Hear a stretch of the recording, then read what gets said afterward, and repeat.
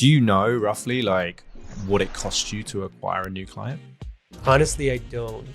So I'm just wondering, like, if you are open to changing the way that you treat your, let's say, contractors or suppliers, as well as the way that your clients treat you. Do you think it's possible that maybe they don't treat you like a partner because you don't treat other people like a partner? That is a great perspective. I haven't honestly thought about that. Based on the fact this is a 500 million contract, what do you think the budget should be? If it was up to me, and I understand, the contract is very high, this would be worth a lot of money. Should we pause the role play there? That was awesome, man. Dang. What did you get from that? Tell me, just play back. Like, what was your biggest insight takeaway? Okay, I wish I was taking notes while I was doing that. The first thing that broke my brain was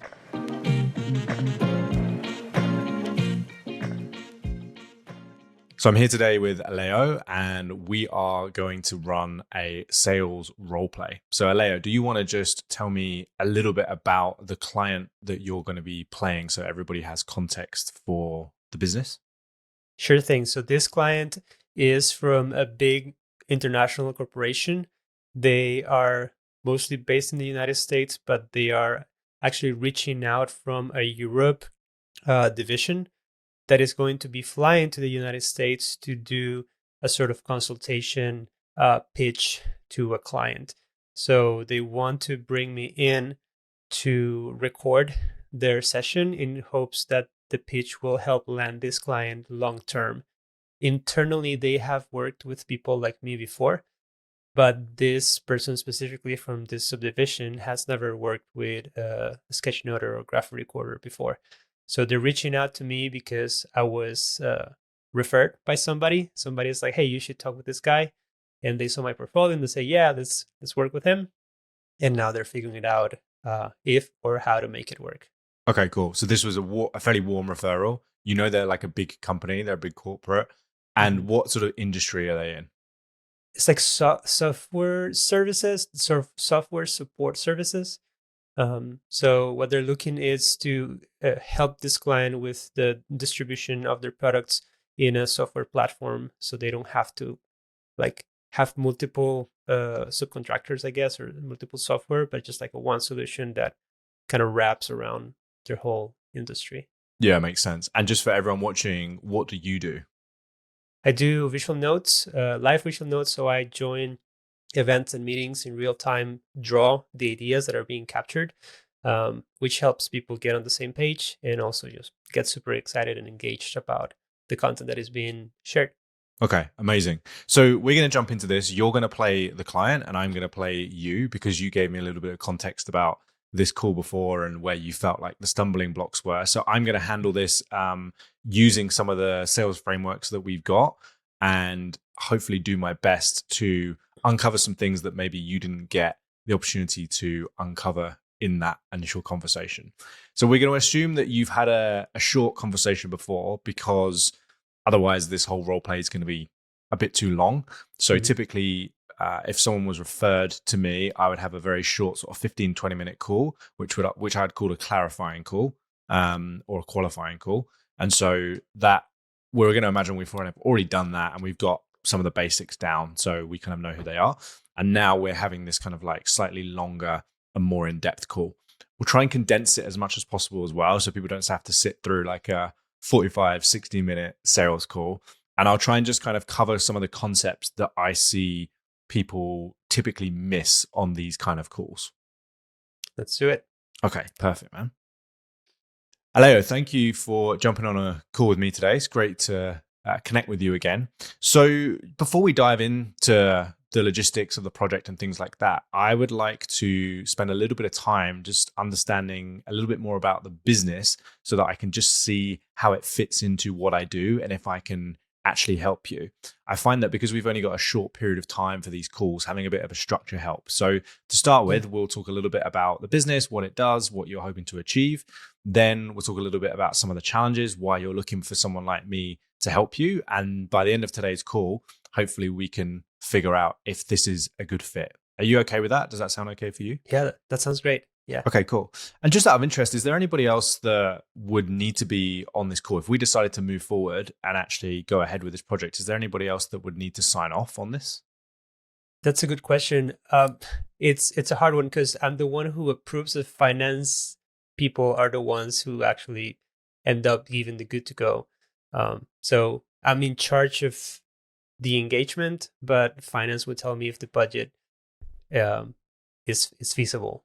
Okay, so theoretically, let's imagine like all dots aligned and you Mhm. really excited about this. What would be the next steps to kind of get the project moving forwards? The next steps, well, I will need to know how much it costs, Yep. and I will need to sort of justify that to the finance team. It's the first time that I'm doing this, and because you're also in the United States and I'm in Europe, it's the first time that I'm doing this sort of interaction internationally, and there's a system for like bringing contractors in, so I want to make sure it all works out well, that it's all clear so that it can be seamless. Otherwise, they won't give me the approval. Yeah, absolutely. So one of the things I find when I'm working with big corporates is there's a lot of different people involved. And sometimes what happens is we start with like a concept of something. They then go and talk to somebody else, who then goes to talk to somebody else. And it's kind of like that thing you did at school. It used to be called like Chinese whispers or something, right? Mm-hmm. So what I like to do is I like to make sure that all the stakeholders are involved in a conversation about this. So if this seems like a good fit to you today, are you open to us all having a call together? I can try. I don't like. I usually don't get finance team involving calls. Like they usually don't do that. Um, but I can try. Okay, cool. Awesome. Just good Yeah. to know you'd be open to it. Yeah. Okay, perfect. So to start with, I'd love to know just like what made you reach out in the first place? Well, I was looking for a graphic recorder because I have this meeting with a big corporation client of us. They're already client of us, but we're looking to regain their business moving forward and to be like the sole business provider for them. Mhm. Um, it's a cool project. So, and these are cool creative people of this company. So we wanted to have something interactive, something engaging. And I've heard about graphic recording before. So I reached out to somebody that is on my LinkedIn. And when I mentioned that it was going to be in the United States, they're based in the UK. So they said, hey, I cannot fly all the way there. It wouldn't make sense. But here's this guy, Matt, and I recommend it. Send me the portfolio. And we saw it here in the office. And people are like, yes, this is the guy. So we need to hire him. So that's why we decided that we should have this call with you. Amazing. Well, I appreciate the feedback. So I'm just curious, like, what was it that you saw specifically that made you say we need to hire this guy? Well, your portfolio is very dynamic and it's very humorous too.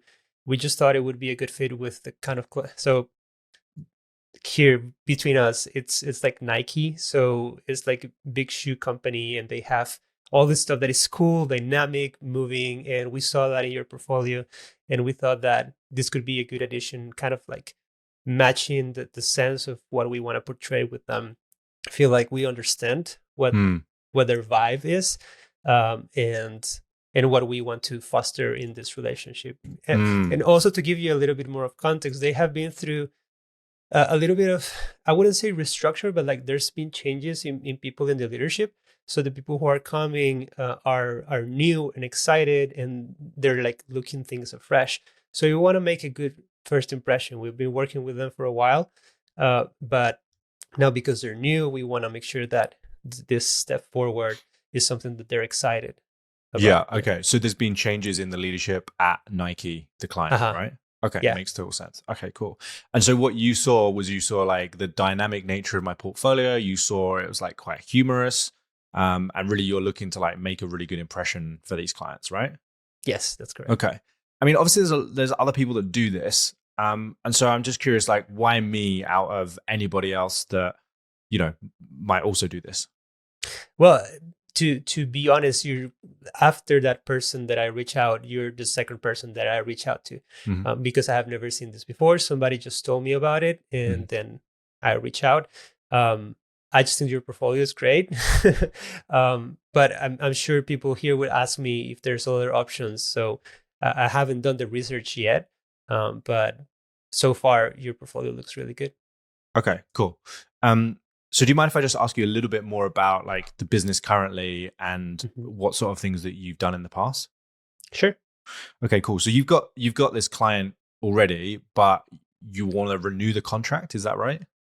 Yes, yes. And so what has happened is that we support software solutions for them, and they've only seen us as like they pay and we do the service for them. And what we really want to encourage is a sort of partnership, because we're all about innovation and about like helping them find creative solutions.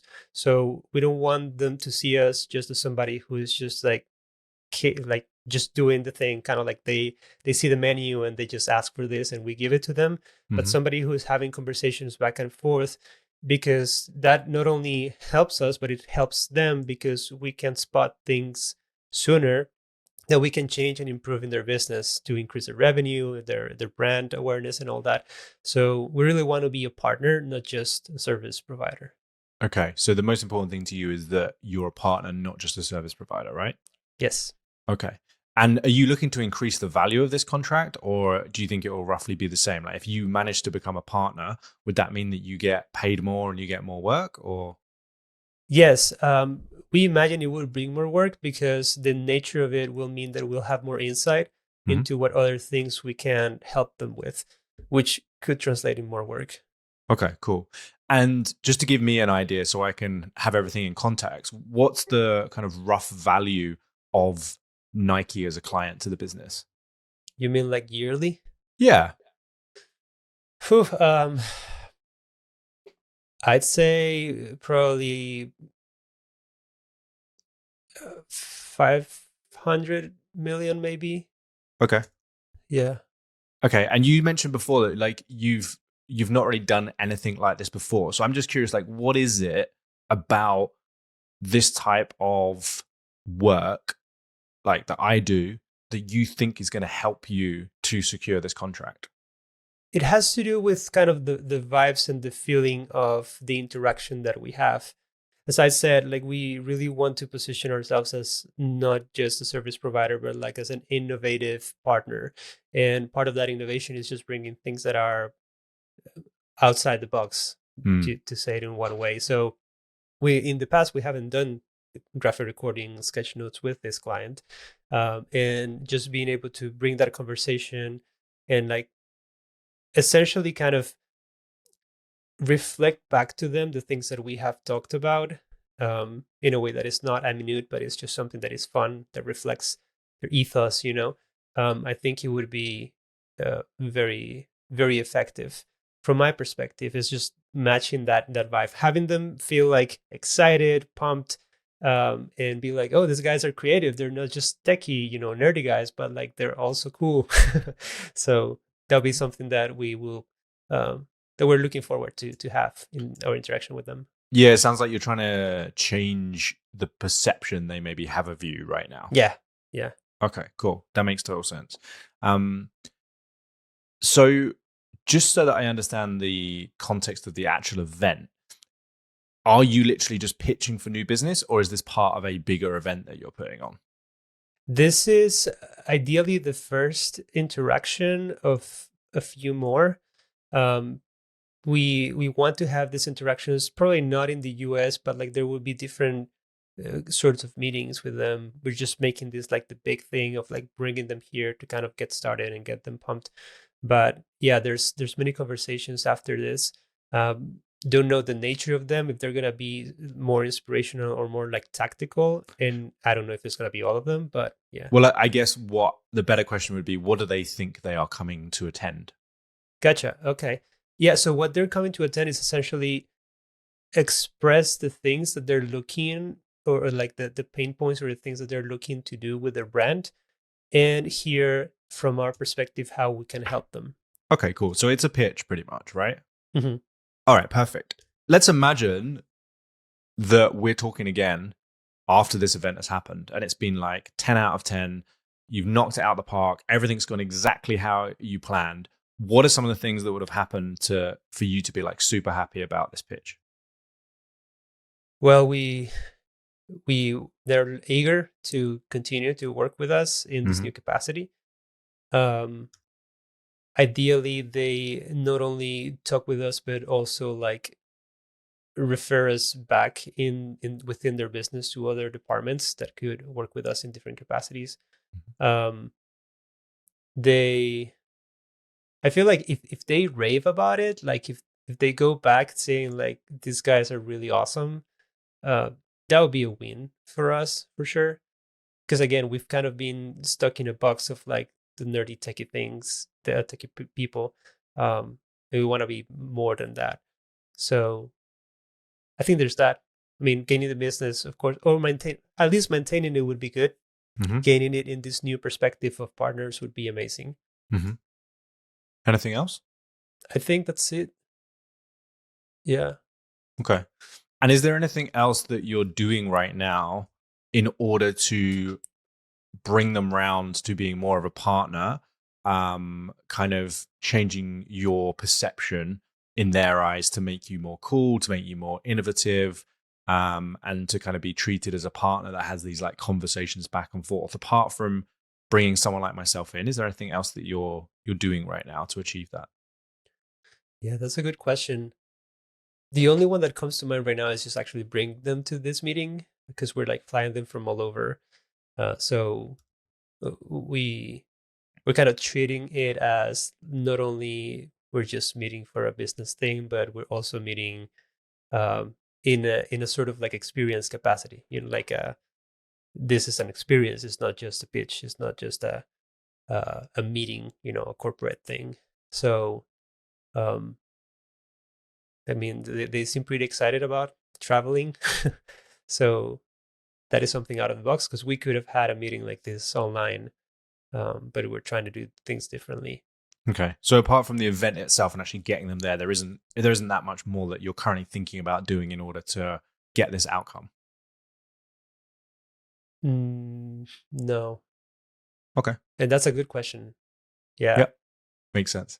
Um, so talk to me about some of the challenges or concerns. Like if you think about that 10 out of 10 outcome, like they're eager to continue to work with you, they're raving about you back at head office. Not only have you kept the business, but you've made yourself a partner and you've really changed their perception of you as a business. What are some kind of obstacles or challenges to actually getting that outcome? The immediate ones is our finance team, because again, as I explained, this is something that I kind of have to justify it, and uh, I I I foresee some resistance if there's if it doesn't align to kind of, but it's sometimes hard to kind of explain them things that we want to do if they are like very tied to a budget. Yeah, Um, 100%. And that's actually one of the reasons why I mentioned that at the beginning of this mm, conversation, because I yeah, find that as well when I'm dealing with these big corporates. A lot of the finance team are just fixated on a specific budget that they've come up yeah, with, but often that really holds them back from getting the kind of business they want to get and, yeah, changing the perception of their brand. So, yeah, I can totally resonate with that. yeah. The other thing would be just like involving you as a contractor because I have never done it, Hmm. and um, we need to move through this quickly. So I mean, I know that's part on my end, and I need to learn how to do that regardless. Yeah. But it's Okay. also like how easy it is to kind of get you in the system and all that. Yeah, let's just zoom out. Imagine Yeah. you're not working with me, you're working with anybody, right? Okay. Or like, this is just kind of big picture. Here's the 10 out of 10 vision that you're Uh trying huh. to achieve. What do you feel are some of the challenges or obstacles that might prevent you from getting Nike really eager to continue working with you, raving about you to their head office, but more importantly, like changing their perception of you from this kind of worker who just does what they say to this partner who's actually innovative and cool? Hmm. Maybe if the visual note taker comes and doesn't really understand the concepts we're talking about and doesn't translate it well, Hmm. um, that's a risk. Like I don't know how quickly you work, and or if this is like things that you just took notes and then translated it, or is something that you do like live and it shows up like that live. Hmm. Because if we just have like a bunch of text during our meeting, people are gonna be like, so what's going on here? Hmm. Like there's Yeah, so you don't no want people fun to in be it. confused. Yeah, yeah. If we zoom Uh, out of the kind of like visual aspect that what I'm bringing to the table at the moment, let's mhm. imagine even for a second that you're not bringing me in. What are some of the other challenges that might exist? The logistics of like traveling. We're doing this meeting in Washington State, and I understand you are not there, so like the logistics of bringing you in and Okay, how wait. much that I think costs. maybe you're like misunderstanding my Okay. question. Let's imagine you're not working with me. Let's imagine Okay. Yes. I'm Right. not in this picture. What Yeah. are some of the challenges that might get in the way of everything you just outlined to me as like a 10 out of 10 outcome? So basically, like, what's going to stop you guys really impressing Nike, making them Mm. really eager to continue working with you, raving about you to head office, maintaining the business, but more importantly, maintaining it in a way that means you're a partner, not just a worker? Like, what's going to get in the way of that? Me and my work aside, forget me. Okay. Um, yeah, I think it just comes down to not being to convey the message clearly when we have that call, Hmm. that meeting. Then feeling like there's a disconnect between what we're proposing and what they actually need. Hmm. So um, yeah, I I think that would be the main thing that would worry me, that they don't quite get the message or the idea of partnering, Yeah. that they still feel like it's just service provider. Yeah, like you can be all flashy and everything, but they still go away thinking, oh, these are guys that just like develop the software. Yeah, yeah. Okay. We want them to feel open to just talk with us on a more regular basis and like unearth those things that they may not tell everybody, but can help us provide better solutions for them, refine the products that we do, and come up with ideas for them. It's not just like giving them what they ask, but also propose new things for them. Yeah. Okay. Makes sense. So it's really Yeah. about not just giving them what they ask, but actually proposing new ideas. Yeah. Perfect. Yeah. Got it. Anything else? Yeah.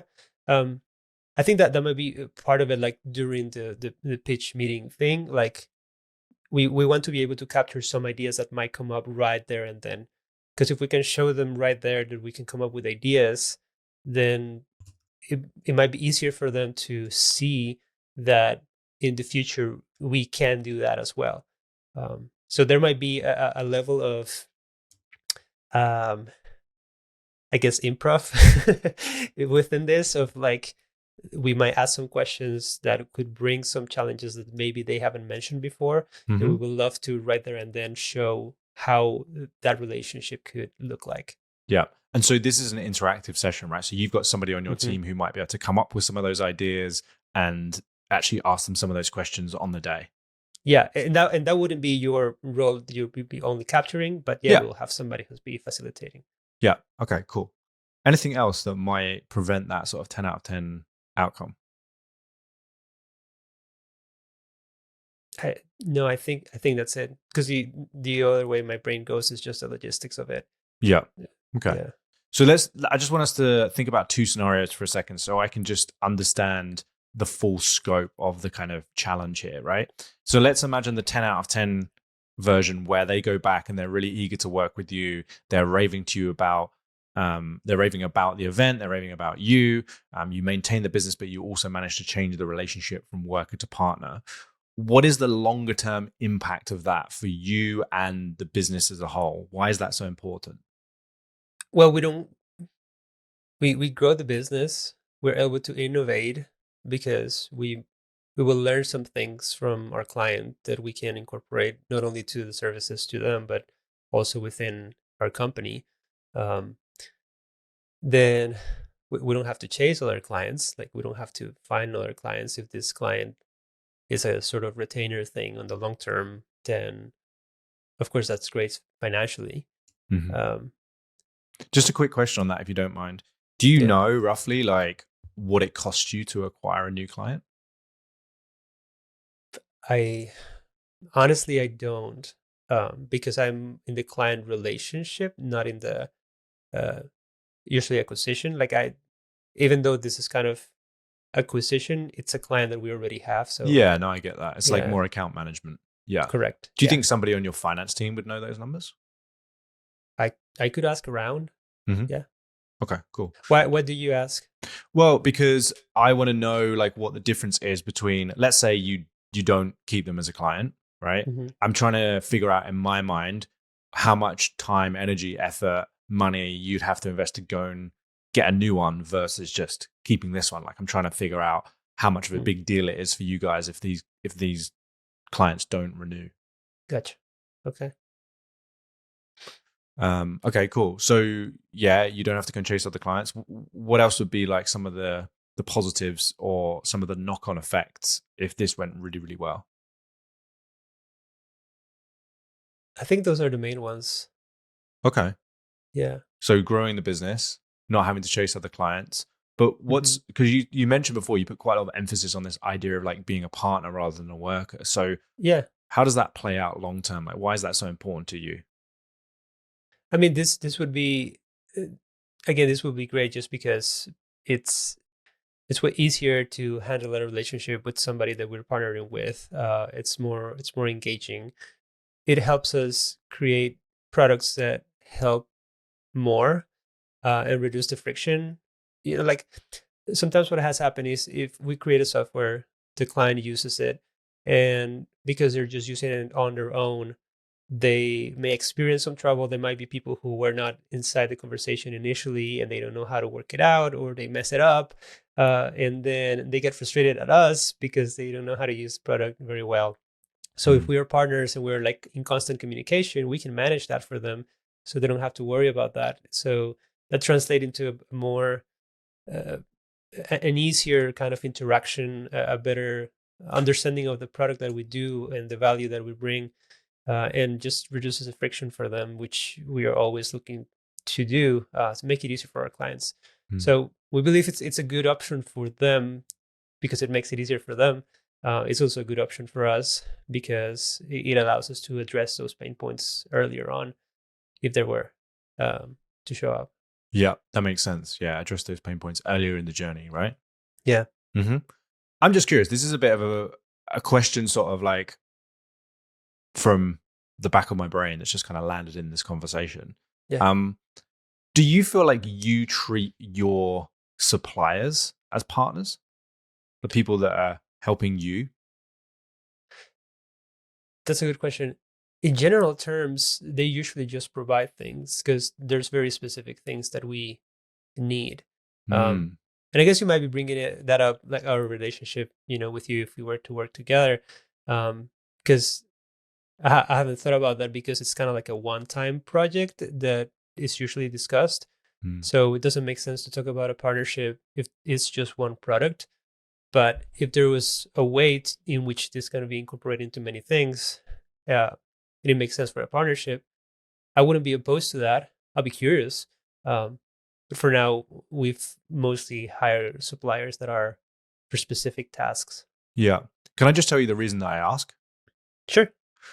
A lot of the time, I find that when I'm talking to businesses, often the thing that they want is not actually the way that they are currently doing business or showing up. And so there's a bit of Mhm. a kind of double standards. They're saying, like, we want our clients to be partners, but we're not happy to treat our suppliers as partners.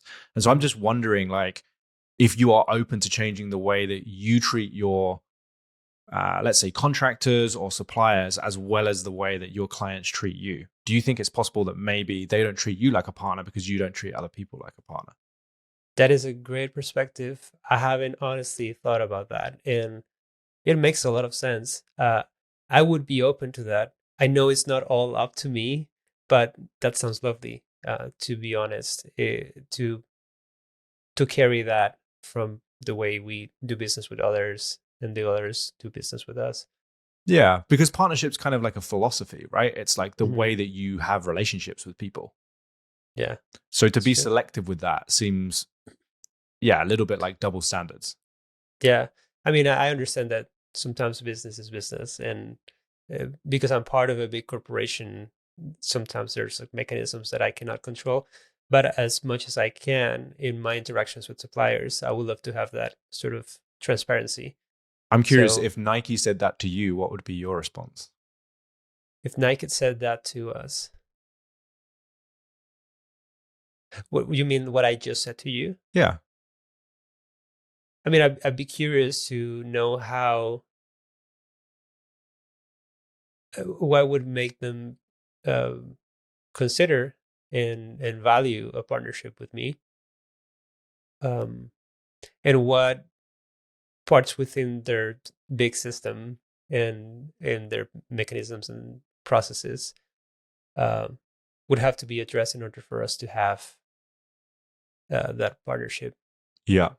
Because Yeah. what's interesting is I'm sure you'd have an answer for them, right? If because they're a big corporation and there's Mhm. lots of different things. So it's like corporate to corporate. So you actually have an insight into this, but maybe you haven't listened to the people going through that process from the other side to really Mm. understand what it's like as a supplier. Mhm. Now I know I'm not an expert in like business, or I'm not, I'm not here to like help you build partnerships directly, but as a supplier, I know what it's like potentially to go through your system if we work together.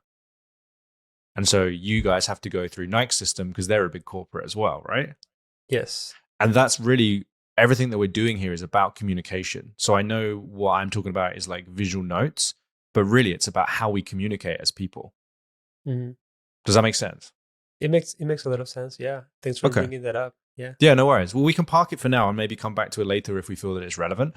But what I want to make sure I've done right now is just got a proper picture of kind of where you're at, where you're trying to get to, what's standing in the way. And then I want to potentially propose some ideas or solutions that could help you whether we work together or not. How does that sound? That sounds good. Yeah. I'm Okay, interested. cool. So what I've heard so far is that there's this big client, Nike, who you want to maintain a relationship with, but more importantly, you want to ensure that you keep getting business from them in a way that positions you as a partner rather than just a worker.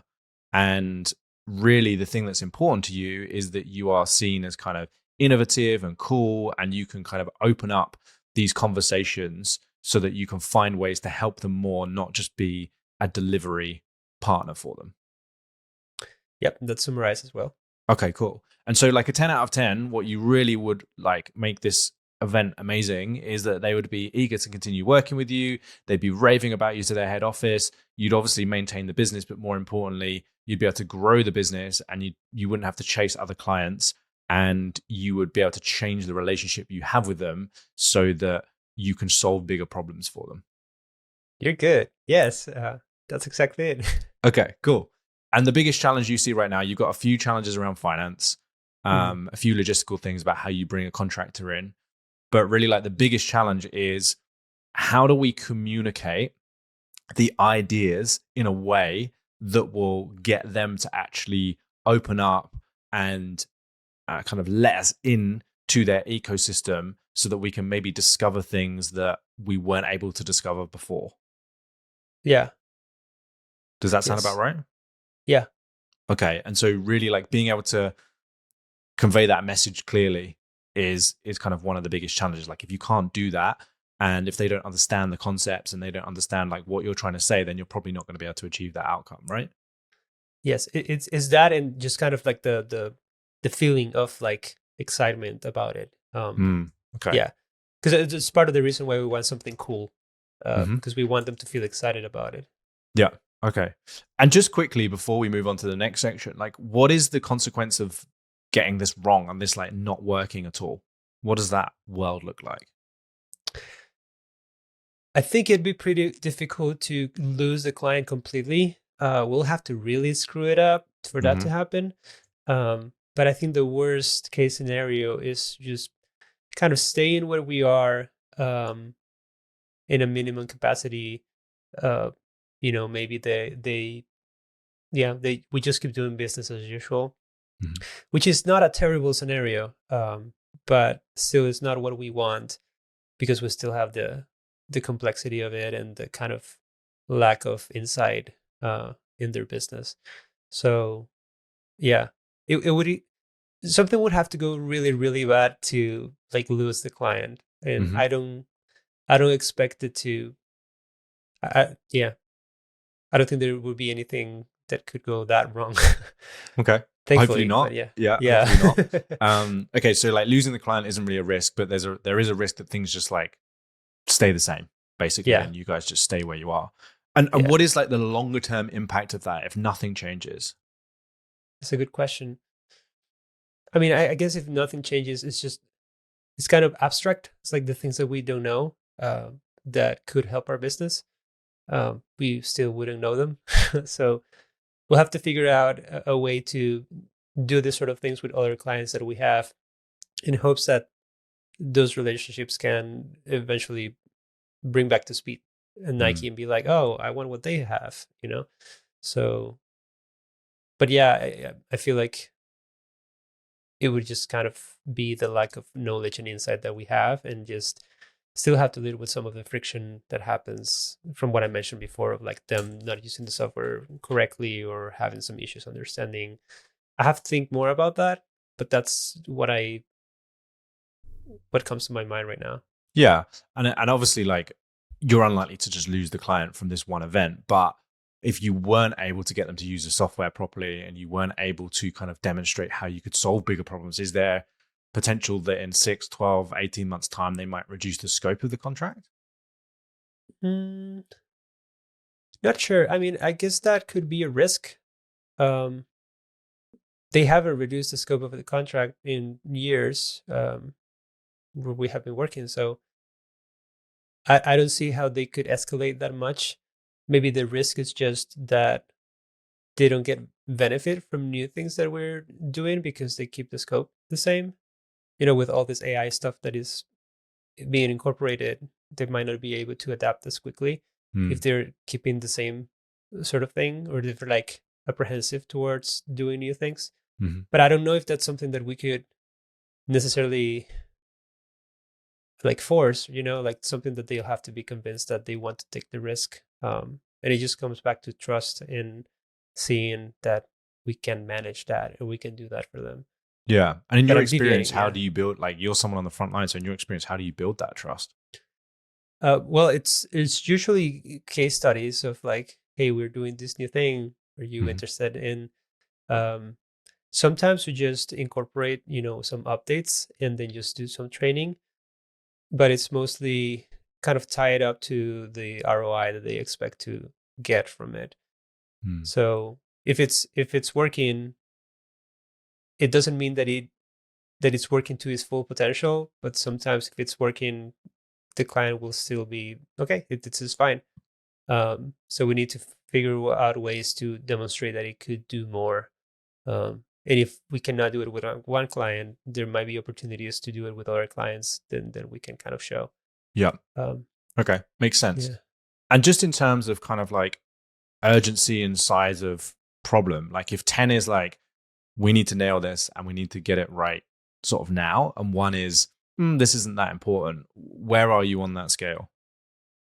7 or 8, I think. Mm-hmm. So it's a new opportunity because it's a change of leadership, so we can kind of start afresh in a way.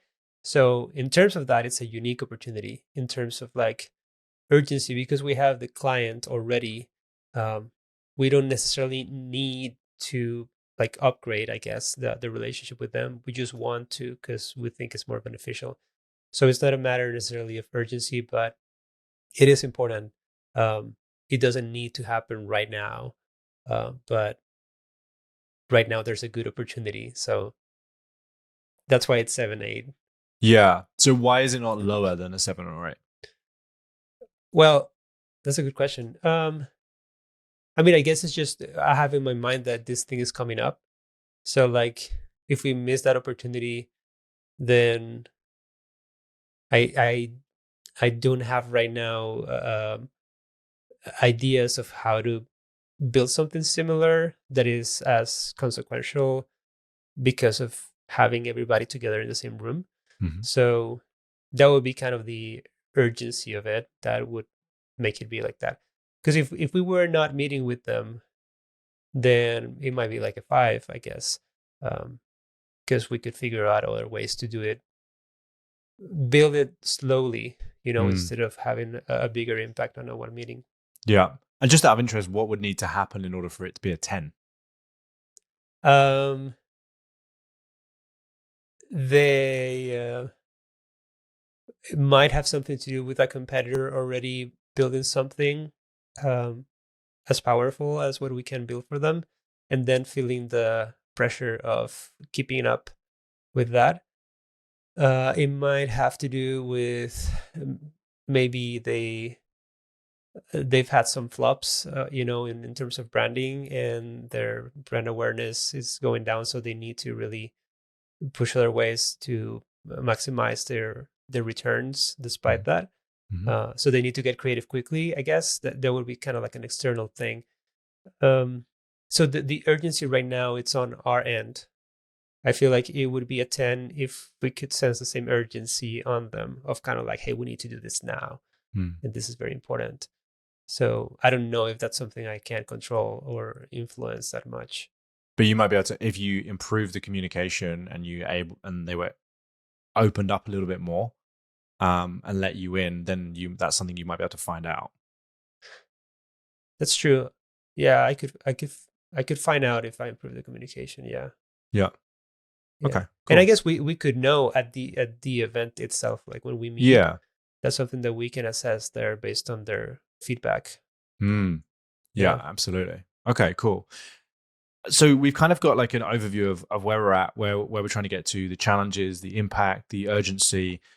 I'm just curious, like in the grand scheme of all of these things, how much influence, like if I came in and helped you to really effectively communicate in a way that they really got these concepts from a different perspective and they really saw you differently as a result of some of the work that I'm going to be doing there, how confident do you feel that you would actually get this outcome that we've just discussed? I mean, if all the dogs are in a row, it feels like it would be very, very easy to attend the business. So yeah. Okay. So I've got some like high level ideas that I'd like to run past you just to see if this kind of fits with where you're thinking. Is that all right? Sure. Yeah, and just curious because I also want to know, like, in terms of the scope and the price and all that. Are we gonna get to that, or are we gonna have another conversation? Yeah, totally. I can give you a ballpark of what that's going to look like. 100%. Yeah. Okay. Because I've enjoyed this conversation, and you're very insightful and very good at what you do. I'm also being pressured to get other quotes from other people to kind of compare where it is. So I will need to know how to defend that. Because so far your style is really good, and you seem to know what you're doing and to understand our goals. I just want to make sure that there's no pushback if there's any other quotes that I might find. Yeah, well, Because there definitely will be, right? There'll be, yeah. like, right? There's people out there that can build the software that you build cheaper and do the things Mhm. cheaper than you do. So there's Yeah. always going to be people out there that be able to do things cheaper. There's no question about that. Yeah. Okay. So we can totally talk about money, but I think first of all, before we do that, it's probably important to figure out, even if the ideas that I have and the kind of process that I'm suggesting we go through aligns with the goals that we've just discussed, right? Okay. Okay. Yeah. Perfect. So the couple of things here you've mentioned, right? The first one is that it's really important that the person that's helping you convey these ideas in a different way really understands the ideas. Because if they don't, there's a danger that they're going to kind of draw something or do something that doesn't make sense or maybe even damages that relationship. Did I hear that right? Yes. Okay, perfect. So the first thing I'd suggest is that we have an initial stage where I come in and I really learn about some of the unique insights and the ways that you are trying to engage with this client to make them think differently. So I can kind of be on the same page as you. And so when I'm doing that drawing, I can actually have the same insights that you have, and I'm not trying to make things up on the fly. Does that make sense? Good. Yeah, that makes sense. Cool. And so then once we do that, the second thing is that I want to just have an understanding of the overview of the day. So how it's going to go and what the sections are, so that I know like what the role is of those ideas that I'm trying to communicate in the overall structure of the day, not just in relation to what I'm drawing. And I believe that that will really help you to input these kind of cool creative ideas at the right points in that conversation, not just randomly. Yeah, that sounds good. That makes Okay. sense. And then the final part is like on the actual day, I think it would be a really good idea to have somebody on your team kind of sitting with me so that if something changes and they're like, oh, I really want to convey this idea, then we can kind of discuss that and I can actually draw that with them rather than me trying to come up with it myself. Okay. Yeah, and I could be if we were to work together, I'll be right next to you, and Mm-hmm. if there's any like lingo or anything like that I need to explain, like you can ask me directly, or I can be just right there, like telling you, hey, this means this. But hopefully, we would address that in the previous call that you mentioned, the one of Yeah. alignment. Yeah, absolutely. Okay, cool. So in terms of like process and way of doing things, does that feel like it's gonna get you to this outcome? Is there anything I've missed, or is there anything else that you're kind of worried about or you need to add in?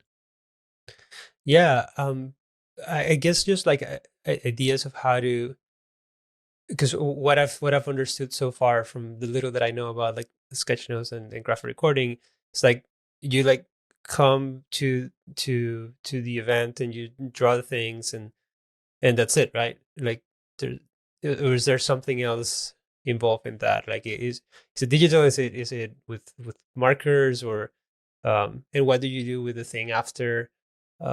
It's stuff that is still kind of unclear to me. Yeah. So obviously, like based on the conversation we just had, it's not just that simple. Like the first step is me coming in and actually understanding Mm. what the ideas are. And if you like, we can kind of pre-sketch some things out and kind of approve them so that we have some things to present that everybody's on the same page as. Mm. Then on the day, there will be like some live elements, but it'll be mixed in with ideas that we're already confident that are going to work based on what you know about the client and what you're trying to convey. Oh, that'd be interesting, actually. Like incorporating some drawings in advance to the presentation that we're doing. Yeah. I haven't thought about that. Okay, So that's cool. that part, and then the second part of like, what do you do with the materials? Like, you guys Yeah. get to keep those, and that's something that you can even give to the client if you like, and you can use them like moving forwards in order to kind of reinforce any of these ideas. So they're actually things that you can use moving forwards. Okay. I know we haven't talked about price, but like in the price, do you also include like the transportation, or is something that we have to cover and the lodging and all that? How does that work? Yeah. So the quote that I give you will be for the full solution. So like you don't have to worry about anything. I will get myself Okay. there. I'll include those initial sessions. I'll include the brainstorming. I'll include all of that. Like, my job, like you guys want to be a partner with Nike. I want to be a partner. So I'm, involved in the actual result that my clients are trying to get, not just coming and drawing on the day and then leaving. And you guys worry about whether that works or not. Okay. Okay. Sounds good. Yeah, that Okay, would make cool. it easier to have just one code. Okay. So a couple of things that you mentioned in terms of things actually standing in the way. One of them was finance. The other one was like how you add a contractor. Hmm. But apart from money and like logistics, would there be anything else that would stop us moving forward with this project based on the conversation that we've had today? I can't think of anything right now. Mm-hmm. There might be something that I will figure out once I talk with other people who provide the same service. Mm-hmm. Because again, it's the first time, so I don't know what I don't know. Yep. But I'll be open to kind of discuss that with you if I find something. Hey, this guy is offering this thing, or this person is offering this other. Is if it's something that is included within what you do. Mm-hmm. I'll be happy to, because honestly, we love, like, and I speak for my team as well. Like we love the work that you do. Yep. So I'll be right now. It's kind of like you're the preferred one, even though you're the first one. But you're the preferred one. So um, ideally, we'd like to make this work. Yeah. Awesome. And so I'm just curious, like if I'm the preferred one and everything that we've spoken about today aligns, why would you continue looking for other people? Because I have to justify it to finance. The thing about, like, because of the structure of the company, if I just give one quote, they might infer that it's just like a favoritism, and like they might question why I'm making the decision. Whereas if I have multiple quotes, I can at least justify, comparing to all those other quotes. They Yeah. want me to just do my due diligence, Yeah, it essentially. makes total sense. So you've got to show that you've actually done some research to them to Yeah, justify it. And yeah. like, what are some other elements that are sort of, or what are some other things that you have to use to justify who you pick? Well, the price, what's included within the price, um, and just kind of show examples, like of the work that you've done. Um, But you, Sometimes they they've ask seen that me, already though, right? Because you guys have seen my portfolio and you said that this is like your favorite, your yeah, preferred one, yeah, right? yeah. One thing that they might ask me is like experience in similar situations, because Mm-hmm. from what I understand, it's mostly like events and big things, but I haven't heard about like pitching and like situations of like a dynamic of the meeting that we have. Mm-hmm. So if you have experience in similar situations, that would be useful Mm-hmm. to tell them, hey, this guy has done this before. And if you could drop some logos or names, if that's possible, that'd be great, because it Mm-hmm. would give more credibility, to when I present this. Yeah. So just so that I'm clear, I know we haven't actually spoken about budget yet, but just so I'm clear, in your head, are you pretty convinced like this is the right solution and you want to go forward and the other quotes are really just there to tick boxes? Or are you genuinely looking around for another solution? I This is the solution that I've thought. I haven't thought about other solutions to Mm-hmm. it. I mean, worst case scenario, we don't have you, and we just have like a normal meeting, and there'll be something else that we'll have to incorporate to make the experience more engaging for them and be like excited about working with us. But this is the first one, just because it's so linked to the actual pitch, to the actual meeting. Um, and besides that, I feel like the final thing, which is unfortunate, is like I can justify it all I want, but if they have a fixed budget and I cannot move that, that's something that I cannot control. So I will need to know the budget and to just run it by them and see if that's feasible. Yeah. What I'm just curious, like based on the fact this is a 500 million contract, and Hmm. you said that you felt pretty confident that if we did this properly, it would help you to not only keep that contract, but change the relationship that you have with the client. What do you think the budget should be?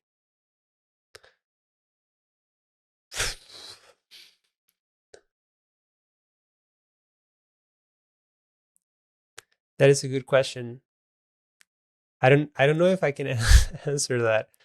Because I mean, if it was up to me, Mm-hmm. and I understand, the contract is very high, this would be worth a lot, like a lot of money. And I hesitate to say that number, because saying that number, knowing that there might be people who have done like similar services for not that number, it's like I don't want to say a number and then feel like guilty for not being able to meet it because our financial Yeah, no, it's team. totally cool Yeah. to me. Like if you guys can't meet it, then that's not on me, that's on you guys, right? That Mm, it kind of doesn't make a difference to me. mm, You're the guy, you're the ones that won't be able to do the project in the way that we pitch it. So it's yeah. not like an offense to me, or like it doesn't really make a difference to me. I'm just curious. I'm trying to wrap my head around the size of the problem, because honestly, I'm not really in the Mhm, business of solving small problems. So if this is like a $500, 1,000 pound problem for you or dollar problem mhm, for you, then like it's probably not us worth even me like organizing another meeting and kind of doing some of this initial groundwork. yeah. But if it feels like a significant problem that, if we do this properly is going to be worth hundreds of thousands of dollars to you guys, then Mhm. it's definitely worth us continuing the conversation. Yeah. Yeah. I can understand that. Um, I know from the conversation that I had initially with the first person who referred to me, they were talking someone within the the ratio of like 3 to 5,000 dollars for the day, Mhm. which is just kind of the baseline that I was considering. Like, I haven't thought about the repercussions of all of this, but I imagine it must be somewhere around there. Is it? I don't know. Yeah, so that was just for the day, right? Yeah. Yeah, so based on like everything that we've spoken about in terms of the fact that I'm going to take care of my travel, I'm going to do the like groundwork to actually come in and understand the ideas, and I'm kind of concerned about you guys actually getting the result. Do you feel like Mm. it should be similar to that or higher than that? I mean, for what, because it's not just a drawing on site. Hmm. I can see how it makes sense that the fee is higher than that. I'm just concerned that I don't think the financial team has considered anything higher than that. Yeah, I'm just Um, curious. Like, do you have any influence over the finance team at all? I I have some influence, but they're gonna have the last call. Because Yeah. if they say, hey, we need to keep it under this budget and that's it, like I cannot leverage that because it's not like we have sponsors for this, like Okay. it's gonna be up to Would the it be like my department. possible that there would be other ways that you might be able to generate more revenue from this to justify a higher cost? I have to think about it. If there was a way in which I can measure like immediately the impact of this and say like, hey, we're making money with this. I know it's a like yearly contract, but it's still kind of fluffy, if you know what I mean. Like it Hmm. still feels like it's not immediate. And these guys are like hard number people, Hmm. like show me the numbers. Yeah. So And I'm just curious, like, do you feel like that ever holds you back in like the role that you have to maintain and impress these clients? yes, Okay. yeah. Would you like to be able to change that? I mean that'd be great. Okay. So, What do you like, propose? well, what I'm proposing is that we work together the way that you want to work with these clients. Because what Hmm. I'm seeing right now is a mismatch. And this is what I brought up earlier. Yeah. Like you're saying to me, I've got these restrictions around finance and I can only do X, Y, and Z. And you're basically treating me kind of like a number, Hmm. right? Which is kind of how your clients are treating you. So what I'm proposing is that if you want to change the relationship with your clients, you change the relationship with your suppliers. And what I'm Hmm. proposing is that I use some of my skills and some of the things that I'm good at around communication to help you change the relationship that you have with your finance team to Hmm. get them to treat you more differently and to understand this concept as a whole internally as a business Hmm. about how relationships are built and why people are treated as numbers and workers and why people are treated as partners. And I'm I just wondering think if you'd be open to that. yeah, if there was a way in which we could so the reason why it might be hard to kind of talk about a partnership is because we're talking about a one event. Hmm. So a partnership in the way that we're framing it with Nike is like something that we're doing continuous work over time. Hmm. So I think it'd be odd for me honestly to try to find opportunities in which we can work maybe with Nike and have you part of that relationship. That would be something that I could justify within the budget of like what we're charging Nike. It's included this in the long Hmm. term, so you'll know that we'll keep working together. Um, and I'll need to work more on that. And if you have any tips for that, I would Well, appreciate yeah, it. Of that's what like I'm ways, suggesting, right? yeah. What I'm suggesting is that we work together because, like, it seems at the moment you've got like this limitation of budget, which is Hmm. really restrictive for you in actually Yeah. building relationships with clients, right? So my job is not just to like come along and deliver work and then leave. Like that's the job of a worker. My job is a partner, and a job of a partner is to open opportunities, just like you're trying to do with Nike. You're trying to solve bigger problems. You're trying to get them to open up to you. You're trying to get them to do all of these things. I want to do that with you. And so I want to come up with ideas about exactly that. How do I get Mhm. involved so that this is something we could pitch to Nike to do as part of our service?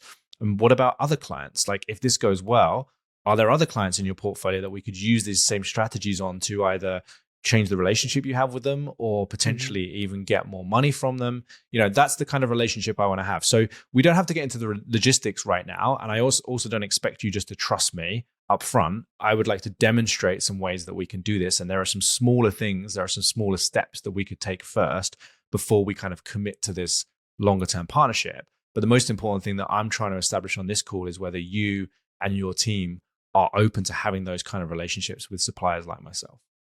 Yeah. I am open. And after this conversation, you've tapped on things that I haven't considered before, and I truly appreciate that. And I'm very curious to see what other providers how they approach it. So far this is great, and if they're not like at the level that you are, that would make it easier for me um, to assess how to continue a relationship. Uh, but yeah, you've opened a new perspective, and I appreciate that. I will be Okay, open for that. Yeah. cool. Well, look, here's a question for you. So, what other stakeholders in your business do you feel you need to impress or get on board in order to have a partnership or the kind of relationship I've just described?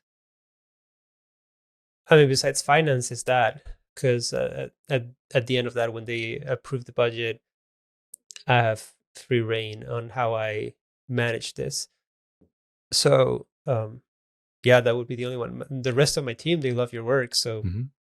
they're like, yeah, let's Okay. let's hire this So, guy. So worst case scenario, if we could get finance on a call, which is not something they usually do, mhm. and I could get them to think differently the way that I've got you to think differently, do you think that even if we never work together, do you think that might help you to start to change that relationship you have with the finance team and maybe whoever's calling the shots in the finance team, like the CFO or somebody like that, in order to Mhm. give you a little bit more leverage with that department?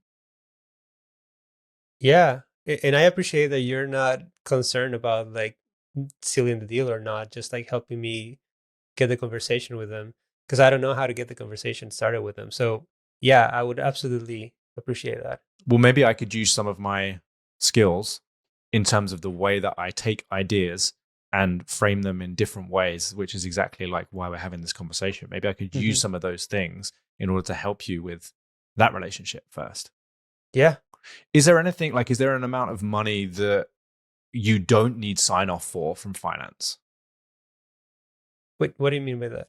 Well, like a lot of corporates, there's like a certain level. So, like $10,000, anything below that, they don't need sign off from finance. They can just Gotcha. spend the money. But above 10,000, they have to get approval from finance. Gotcha. It's usually around 3,000. Okay, cool. So, what about just as a little experiment? What about if we did a project between me and you, which was say like $1,500, Okay. and I helped you, I showed you how we can communicate visually and actually helped you use that to start conversations and change the conversations that you currently have with the finance team. What would that sound like?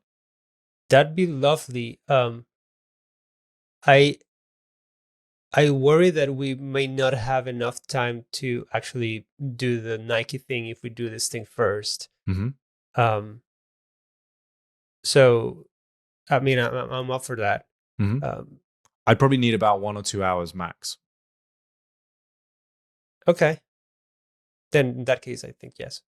Okay, cool. And so what I think that would do is give you a really good um, experience of what it's going to be like on the day. And I think it would help you make a much more informed decision rather than just like talking to all these suppliers and seeing which one does like the best interview. You actually get to experience what that work is like. And then you can actually decide whether I'm the kind of person you'd want to put in front of Nike because you've experienced it for yourself. And you're left with some tools that you can actually use with finance for future projects that would allow you to maybe get more budget from them and actually change the relationship that you have. That sounds good. Yeah. Okay, great. When's the earliest that you would be able to do that? Probably next, like in within a week. Okay, great. Have you got Yeah. a time in your? I can pull up my calendar now and we can get something scheduled in. Sure. Cool. Okay, should we pause the role play there? Yeah. That was awesome, man. Dang. Wow. Wow. Yeah, man. That was fantastic. What did you get from that? Tell me, just play back. Like, what Whew. was your biggest insight or takeaway? Okay. I wish I was taking notes while I was doing that. Um, Well, this is all so recorded, luckily for you. yeah. Okay. So the first thing that broke my brain was how you address the double standard. Yeah. That was very, very good.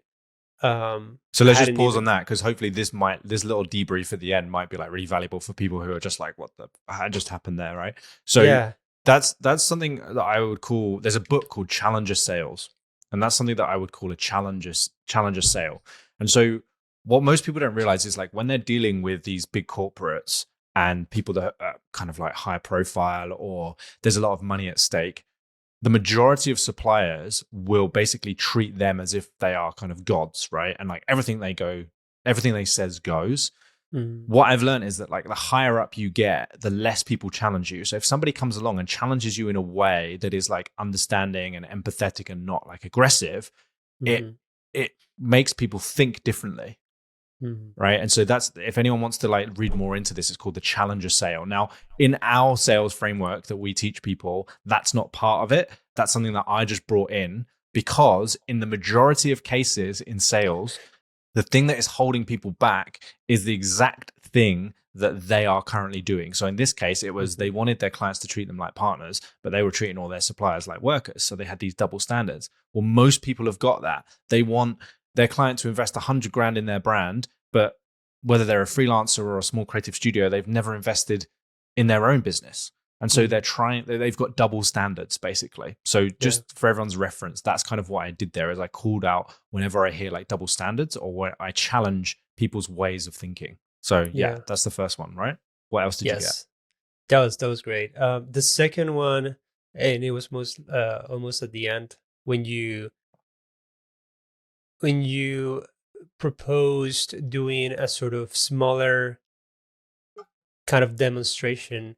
The words that you used was like, I don't expect you to trust me right now because we just met or something like that you said. So like let me show you.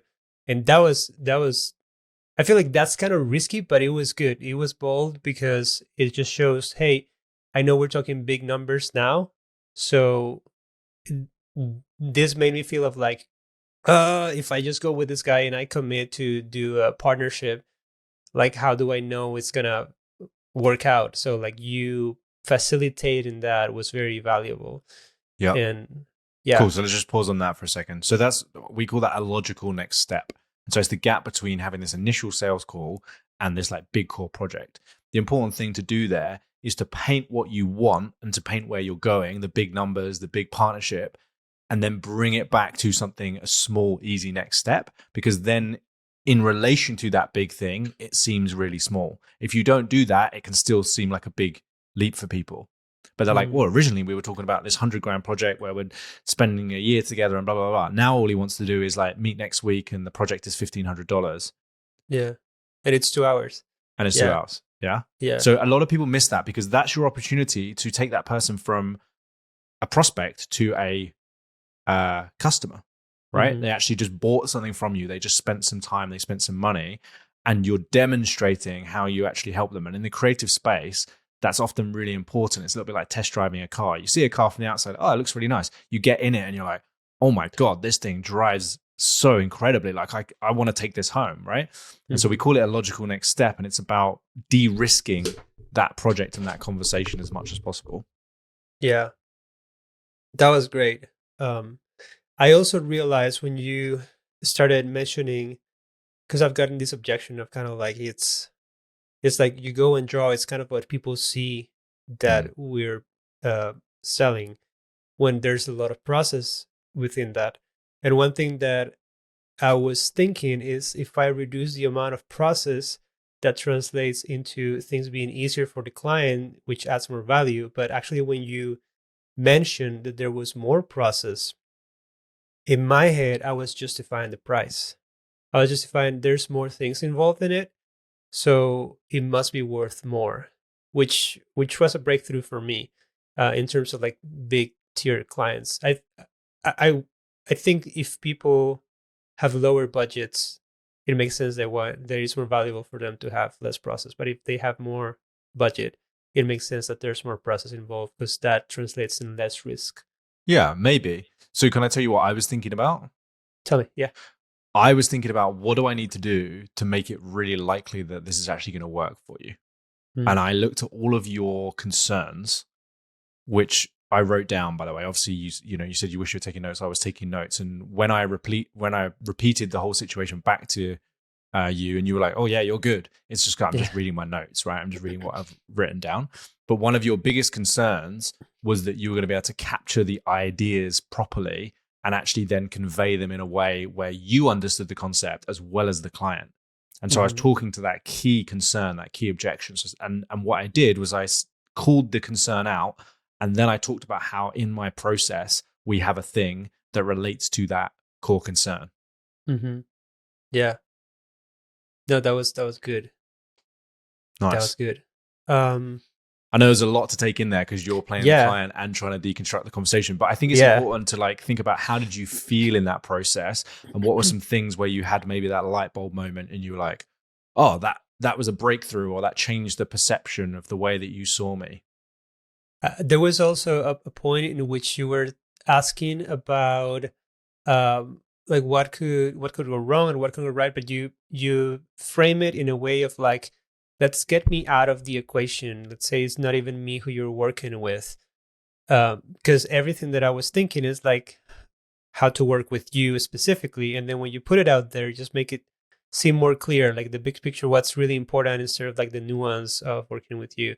So I thought that was clever, like getting yourself removed from the scenario just to talk about the actual goals and the actual problems.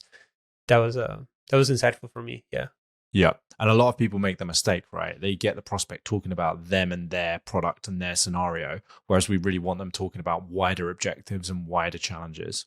Yeah. Cool, man. Anything else? There must be more. But what was your sort of biggest insight from if you're now being you instead of the client, what was your biggest insight in the way that I sold your services, knowing not really anything about them versus the way that you've been selling them? The biggest insight was the partnership part. That's definitely one that I'm going to start exploring more, because it's something that I've been frustrated about. Most of my clients, their events that happen once a year, and I'm not, like opposed to that, but I would love to just continue to working with them and helping them support in different ways, just essentially being a partner. So, just kind of addressing that, it's something that I want to keep working on in ways that I can be a partner for them. I never really ask the question of like, when you ask like how much does this relationship with Nike translates in business revenue, per year. I've never asked that question before. And a lot of people are afraid. And I think the reason they're afraid is like, who am I to ask this question? So I think like justifying it and giving some context is really important. But if you notice like my tone throughout that, it was always, I'm just curious, like in relation to, it wasn't like, so how much is this worth to you? And like, what would it be? And, and so like, what I want to say to everyone is like, this is a very different style of sales. And I know Chris, for example, is a big fan of just kind of trying to get to that budget conversation as quickly as possible. Like, do I want to talk to this person or not? What I hope that people see from this is often these little like opportunities that you think, oh, they're just very transactional. Often there is the opportunity to build something a lot bigger. And it's by having this style of conversation, you are able to form relationships with people that could last several years. But more importantly, I took responsibility for opening those doors. Like I was positioning myself, if you imagine we're like two tennis players, it wasn't like we were hitting the ball backwards and forwards. I was coming over to your side of the court and standing and being like, well, we could hit the ball there. I was being your tennis coach. I wasn't being the opponent. And so I was trying to get on the same page with you and figure out what's your key objection. How does that frustrate you when you're trying to help other clients and finance is like, oh no, we don't have that budget. How could we solve that problem? So I'm just in that conversation always as a problem solver, as a partner, as somebody on their side, and somebody who's there to challenge their thinking and challenge the status quo, not just come in and scribble a bunch of notes. Yeah. I love that. Man, and this example was, from an actual, it's not the exact same brands and all that, but from a prospect call that I had, that is one that I was looking forward to, because this sort of interaction, and now I can see even could develop into more. I have my homework of like thinking how this translates to events, like, because in an event, it's not a client that they're recurrently working with. It's kind of like an experience they're developing. So I will need to do more research on that, but it's definitely steer my brains, rearrange things there. And I love the metaphor that you just gave of like being on the same side of the court, trying to help them, how do we do this? How do I help you? What angles can we take together instead of I'm the opponent and you kind of have to react to me. So that's great. Yeah, and wasn't it cool that you actually came up with a solution where you're like, well, maybe we could get you involved with the client where it could be part of our delivery. And I was like, oh yeah, and there might be other clients that we could do that with. And then all of a sudden, our thinking has expanded, and that's ultimately like people that charge a lot of money is they challenge people's thinking and they expand people's thinking, like what is possible, and they get excited building relationships with those kinds of people, right? Because it's expanding. It's not just delivering this creative service. Yeah. That's awesome. Awesome, man. Well, thank you for being part of the sales roleplay. You did a great job being the client. Thank you. Man, I love role plays, and I don't get to be the client that often. So it's also a good exercise of empathy, because I was trying to think how they were feeling and then also feeling the questions that you asked me. How does that make me feel? It helps me understand that asking some questions is not confrontational. It's actually very refreshing to kind of get the brain juices going. So it empowers me to be a bit more what's the word? Just I guess more vocal and like suggest more things, as opposed to just kind of like try to ask the general things of like, okay, so what's the goal that you have, and that's kind of it, and not prying or pulling the thread a bit more into that. Yeah. I guess what I'm trying to say is it doesn't feel intrusive, and my perception sometimes is like I don't want to ask that because I don't want to sound too intrusive, like it's like I'm asking very personal things. And in a sense, what it made me feel is like, hey, you care about my results and try to figure out how to make it work. So that was really good. Yeah. And I think the last thing I'll say is if you notice the conversation, 80% of it was me asking questions and only really like 20% me kind of saying something or like making a statement. Yeah, that's true. Yeah. Awesome, Cool. man. Thanks. Awesome. Yes, absolutely.